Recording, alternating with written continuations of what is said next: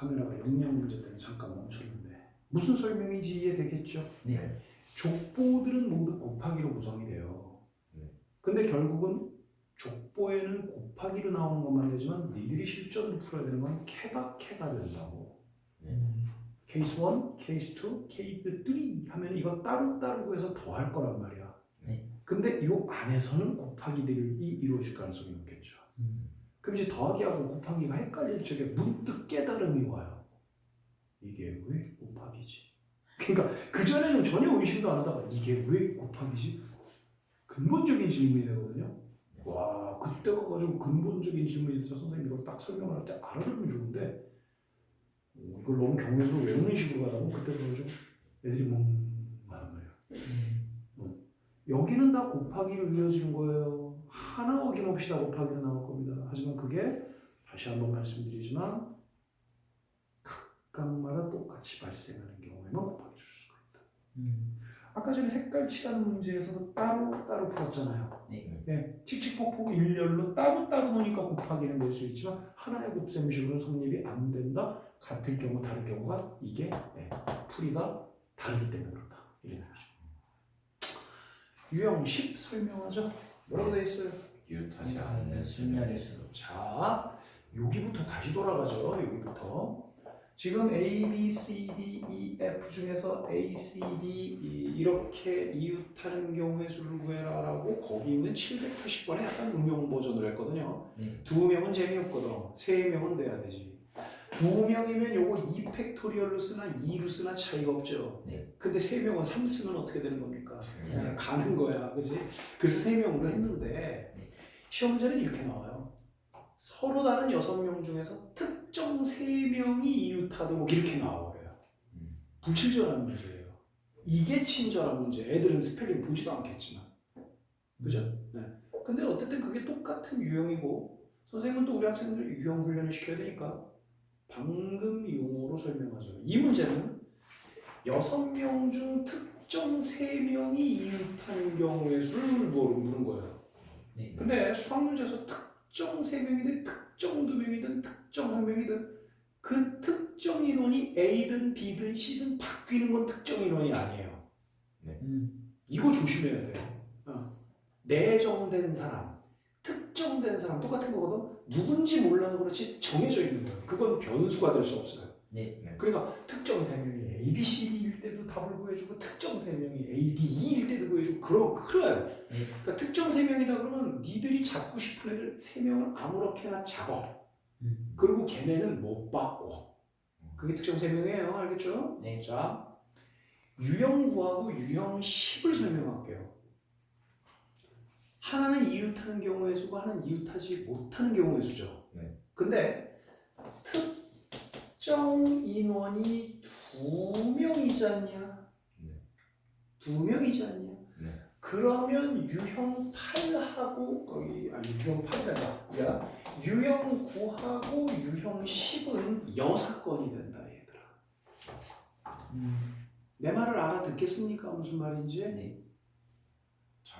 자, 예를 들어서 요 인원이 있는데 특정 인원 2명이야. 그건 니네들이 A, B로 생각하든 A, C로 생각하든 마음대로 하라는 얘기예요.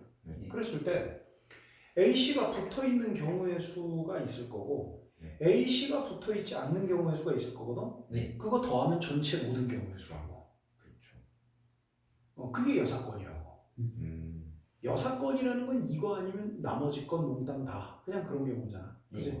근데요, 특정 인원이 2명이 아닌 경우 있죠? 그때는 얘네들이 여사건이 되면 안 돼요. 이걸 이해해야 돼요. 그게 무슨 말이냐면 특정 인원이 2명이면은 그 2명이 붙었든가 떨어지든가 캐가 2개밖에 없죠. 근데요, 특정 인원이 3명만 돼도요, 붙었든가 떨어졌다가 다가 아니라는 거야. 셋 다 붙거나 셋 다 떨어지거나 말고 더 있죠. 그렇죠. 그렇기 때문에 유형 10은요 3명이 다 이렇게 된 경우를 얘기하는 거예요. 유형 9는 셋 다가 다 붙어 있는 걸 얘기하는 거예요. 그러니까 아예 애시당초부터 유형 9하고 유형 10을 여사건으로 생각하는 거는 굉장히 위험한 생각이에요. 인원이 2명이라고 나오는 걸 기대하는 것도 무리고 네. 방금 3명으로만 예를 들었는데 말이 안 되는데 그리고 2명 붙고 하나 떨어지는 것도 그게 한 가지가 아니에요. 이렇게 2명 붙을 때 이렇게 2명 붙을 때 이렇게 2명 붙을 때 네. 봐. 하나 둘 셋 넷 5개 개박해요. 근데 어떻게 붙고 떨어지가 6건이 성립이 될 수가 있냐 이거야. 네. 그죠? 네. 그래서 이웃하지 않는 순열의 수를 생각을 할 적에는 이웃하지 않아야 되는 애들을 다 떨어지게 배열을 해야 되는 거죠. 네. 그죠? 네. 그래서 이제 풀이 들어갈게요. 이거는 또 2명이야. 7, 8, 5로 하죠. 7, 8, 5. 자, 스펠링이 모두 몇 개예요? 8개요. 8개 중에서 모음, 자음을 미리 나눠놓고 문제를 풀어야 골탕을 먹지 않아요. 네. 모음이 몇 개 있죠? 3개요. 모음 3개 있죠. 누구누구? I, A, 그렇지, 그치. 그러면 I, A, E를 제외한 나머지들 자음들을 모두 어떻게 배치하는 거죠? 떨어뜨려 놓고 배치하는 거예요. 왜 떨어뜨려 놓고 배치하냐? 여기 사이에다가 쳐박으려고. 그러니까 자음이 나올 수 있는 배치만 먼저 몇 팩토리얼? 5 팩토리얼. 사실 자음만 배치할 적에는요. 붙여놓든 떨어뜨리든 5 팩토리얼이라는 게 뭐 사실 상관이 없어. 똑같거든. 근데 이제 문제는 붙여놓든 떨어뜨리든 이거 계산은 똑같은데 문제는 여기다가 이제 모음을 넣을 때가 달라지죠. 좀 떨어뜨려 놓은 거예요. 네. 그러면 모음이 들어갈 수 있는 공간은 6개. 요거까지 있다는 거죠. 네. 그래서 여기서 헷갈리는 경우가 많거든. 자, 첫 번째 장 I부터 넣는다고 할까? I를 어디다가 넣을까? 몇 가지 고민할 수 있습니까? 6가지 고민할 수 있는 겁니다. 이걸 어디다 썼을까? 6가지 고민할 수 있는 겁니다. 인증공이죠, 그죠? 그래서 하나만 감 잡으면 그다음 어딘가 놨을 거니까 그다음 어디다 놨을 거니까 이렇게 되겠죠. 네. 요걸 이제 뭐 순열의 표기법으로 쓰면 뭐라고 쓰는 겁니까? 6 P3. 퍼뮤테이션 3이라고 쓰는 것뿐입니다.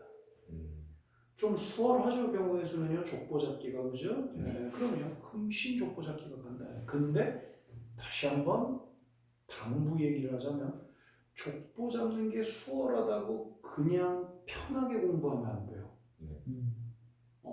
여기를 공부할 적에 우리가 함수 공부하듯이 유리함수 공부할 적에 조금 어깨에 긴장을 늦추면 안 돼요. 그러면 여기서 많이 맞을 수 있어요. 네.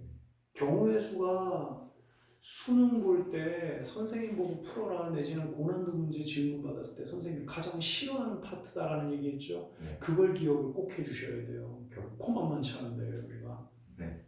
그지같이 계산하는데 꼭뭐 10가지 이렇게 차이 난다니까 못 찾아. 그리고 너희들은 그 정도 수준이 아니라 하더라도 그 문제가 얼마나 헷갈리거든요. 그지? 그렇게 됩니다. 자, 그러면 그 다음으로 계속 가봅시다.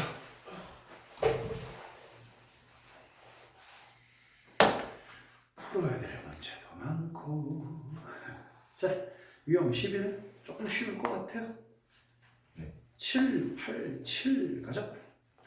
어른 3명 A, B, C 보통 라지 A, B, C 이렇게 하면 좋을 것 같고요. 어린이 2명 스몰 스펠링 P, Q 이런 식으로. 그래도 같은 스펠링 아닌 게 좀 낫겠죠. 근데 그런 문제도 있어요. 아빠와 아들이 뭐 세 쌍이 있다. 그럼 아빠 어른 3명은 라지 ABC, 아들 3명은 스몰 ABC 이렇게 잡고 들어가요. 그래서 일렬로 세우는데 아빠하고 아들끼리는 이웃해서 쓰기 없기 이런 문제도 있어요.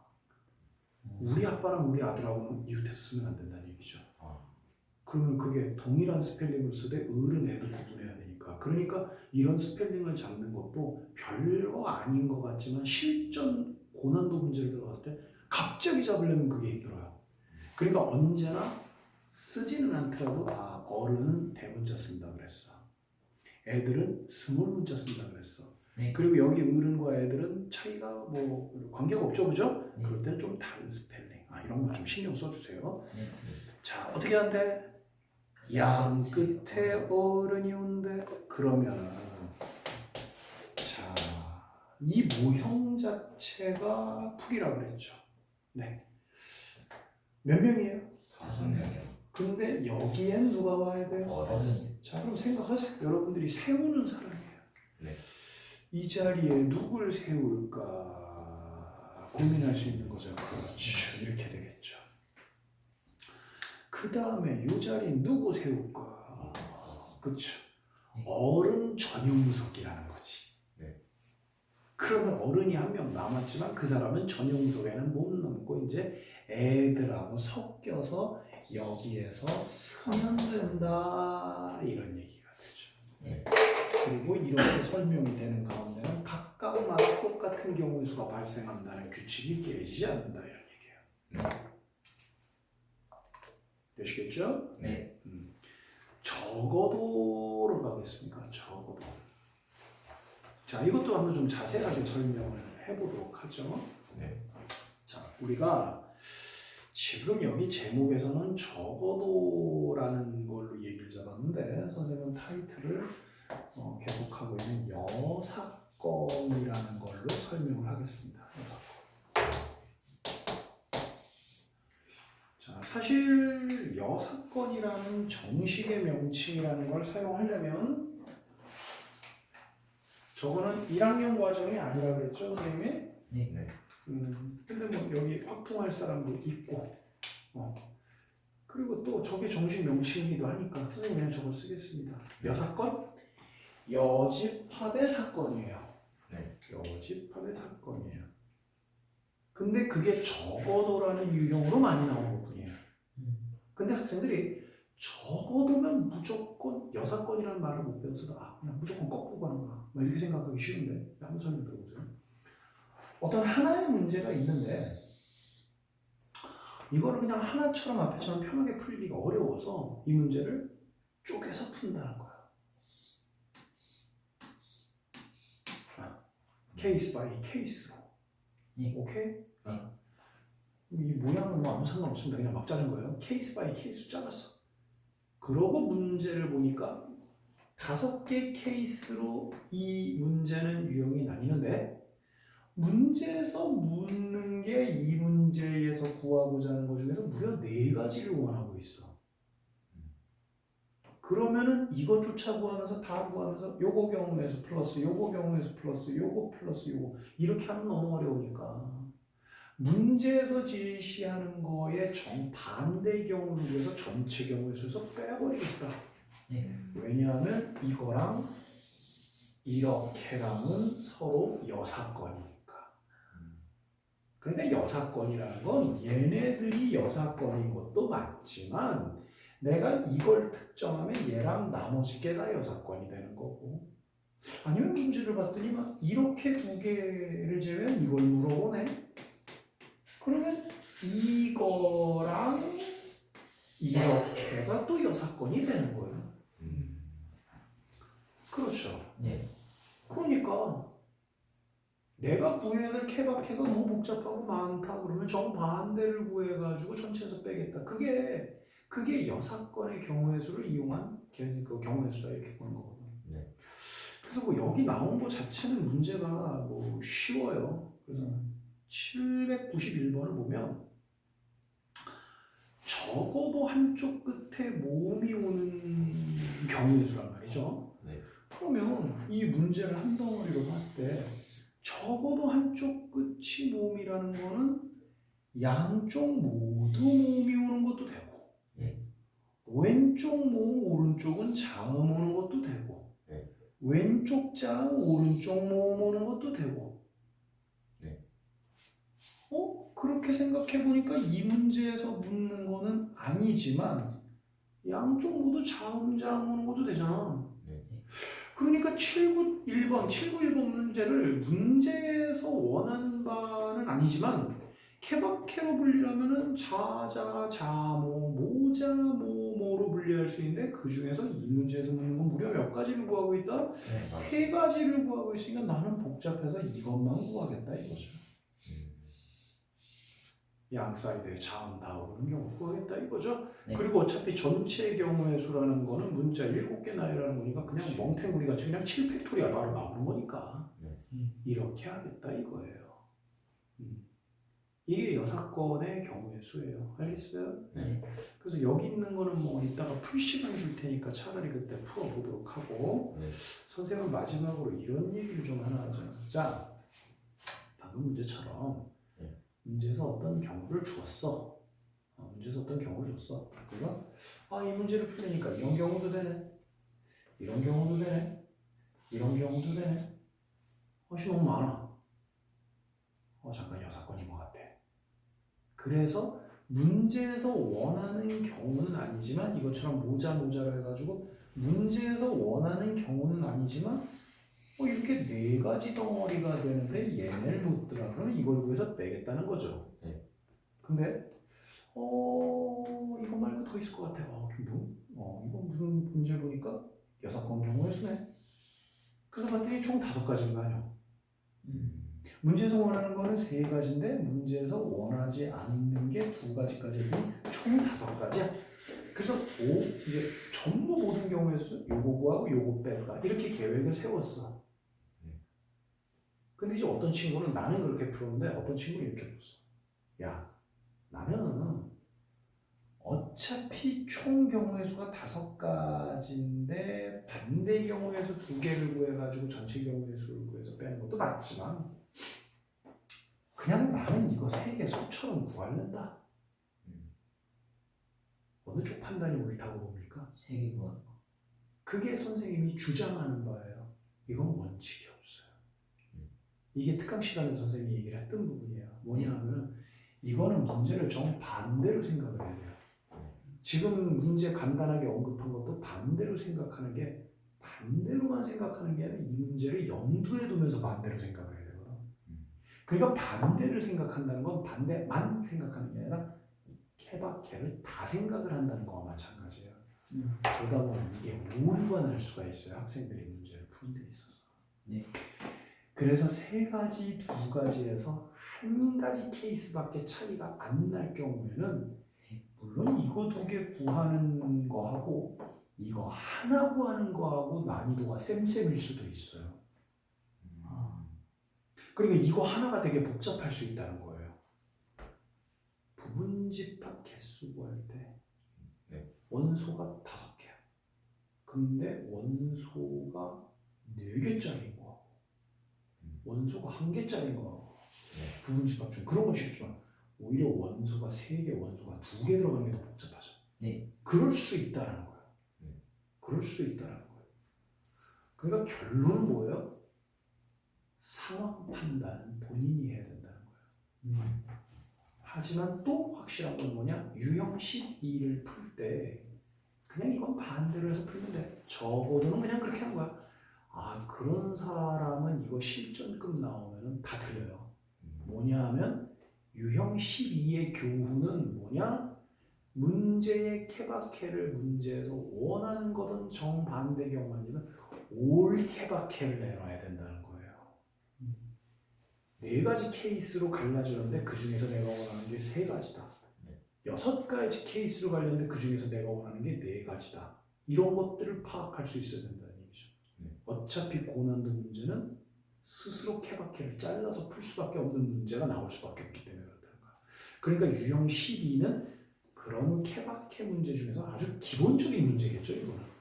그러니까 이 문제를 통해 가지고 케이스 바이 케이스를 나누는 연습을 해주는 게 학생들한테 중요하다는 거예요.